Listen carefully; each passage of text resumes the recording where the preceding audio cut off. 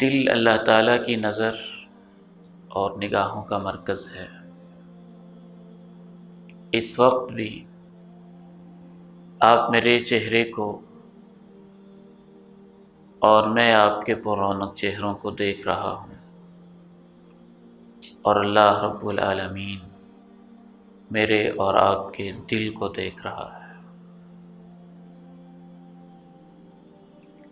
ہم ایک دوسرے کے ایکسپریشنز،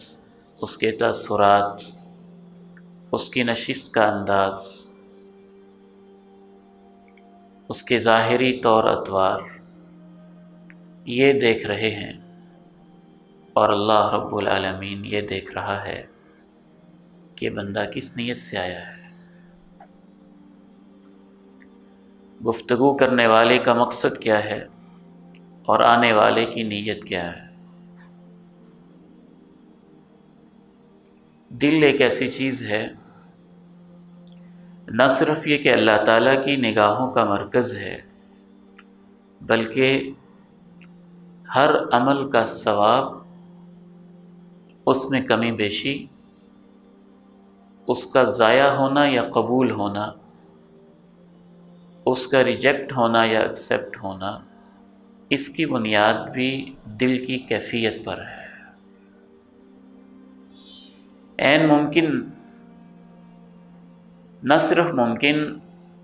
بلکہ یہ حقیقت رہی ہے، اور اللہ کے نبی علیہ الصلاۃ والسلام کی حدیث سے معلوم ہوتا ہے، اگر ایک شخص دل کی خراب نیت سے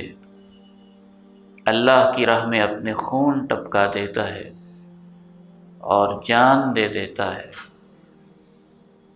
اللہ اس کے دل کو دیکھتا ہے کہ اس کی نیت کیا تھی، اور قیامت کے دن اسے کہہ دیتا ہے کذبتا، تو جھوٹ بولتا ہے، لے جو اس کو جہنم میں۔ اور دوسری طرف ایک بد کردار عورت خون نہیں دے رہی، بہت بڑا مشن بھی نہیں، دل کی ایک خاص کیفیت کے ساتھ، کسی انسان کو بھی نہیں، ایک جانور کو، اور حلال جانور کو بھی نہیں، ایک ایسے جانور کو جو حرام جانوروں میں شمار ہوتا ہے، پانی کے چند قطرے پلا دیتی ہے اور اللہ اس کی زندگی بھر کے گناہوں کو معاف کر دیتا ہے۔